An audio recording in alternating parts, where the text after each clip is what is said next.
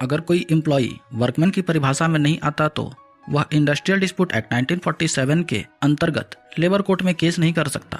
नमस्कार, labour law awareness में आपका स्वागत है।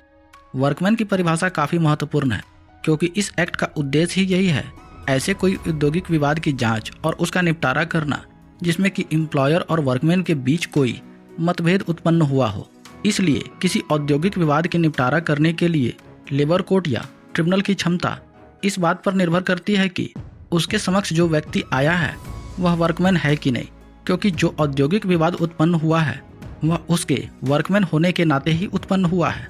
इसलिए वर्कमैन की परिभाषा काफ़ी महत्वपूर्ण है। अब वर्कमैन की परिभाषा इंडस्ट्रियल डिस्प्यूट एक्ट 1947 के सेक्शन 2S में दी हुई है, जिसके अनुसार वर्कमैन कोई ऐसा व्यक्ति हो सकता है जो किसी इंडस्ट्री में कोई manual, unskilled, skilled, technical, operational, clerical या सुपरवाइजरी का कार्य भाड़े या पुरस्कार पर करने के लिए नियोजित हुआ है। देखिए इस सेक्शन में डिटेल में क्या लिखा हुआ है वह तो आप इस एक्ट में पढ़ सकते हैं। यहाँ पर मैंने उसे काफ़ी संक्षेप में बताया है, लेकिन इस सेक्शन में जो टेक्निकल बात है वो मैं आपको समझाना चाहता हूँ, क्योंकि इसी सेक्शन में यह भी बताया गया है कि कौन व्यक्ति वर्कमैन नहीं होगा। और इस सेक्शन का क्लॉज 4 में बताया गया है कि अगर कोई सुपरवाइजरी कैपेसिटी से नियोजित हुआ है और वह 10,000 रुपये से अधिक मजदूरी पाता है प्रति माह, या वह व्यक्ति जो चाहे अपने पद के साथ जुड़े कर्तव्यों की प्रकृति या अपने में निहित शक्तियों के कारण मुख्यतः एडमिनिस्ट्रेटिव प्रकृति के कार्यों को करता है, वह वर्कमैन नहीं होगा। तो मान लीजिए कि अगर कोई व्यक्ति है और वह क्लर्क का कोई कार्य करता है और उसका वेतन 10,000 से अधिक है, और एम्प्लॉयर क्या करता है, उसका डिजिग्नेशन यानी कि जो उसका पदनाम है वह ऑफिसर या मैनेजर या कोई उच्च कोटि का पोस्ट का नाम रख देता है, तो अब तो वह वर्कमैन नहीं रह गया। और ऐसे में अगर उसे कोई परेशानी होती है तो वह औद्योगिक विवाद नहीं उठा सकता। और यही असली वजह है किसी कर्मचारी को उच्च और अच्छा डिजिग्नेशन देने का।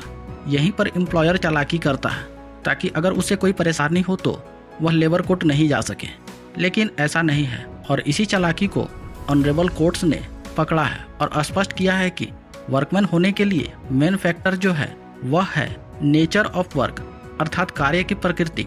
केवल ज़्यादा सैलरी और ग्लोरियस डिजिग्नेशन अर्थात गौरवशाली पदनाम होना इस बात को निर्धारित नहीं कर देती कि वह व्यक्ति वर्कमैन नहीं है।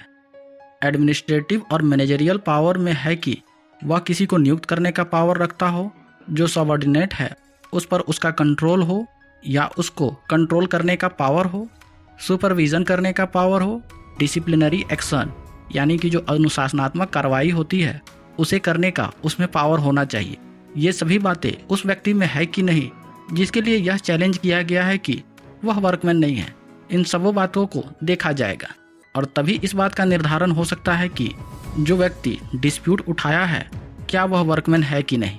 तो वर्कमैन होने के लिए जो मेन फैक्टर है वह यह है कि उस व्यक्ति का नेचर ऑफ वर्क यानी कि उसकी कार्य की प्रकृति कैसी है, और इसी बात पर यह निर्धारित होगा कि वह व्यक्ति वर्कमैन है कि नहीं।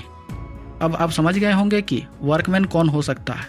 अब अगर आपको इसे समझने में कोई संदेह है या किसी प्रकार की कोई कठिनाई आती है तो आप मुझे नीचे कमेंट कर सकते हैं।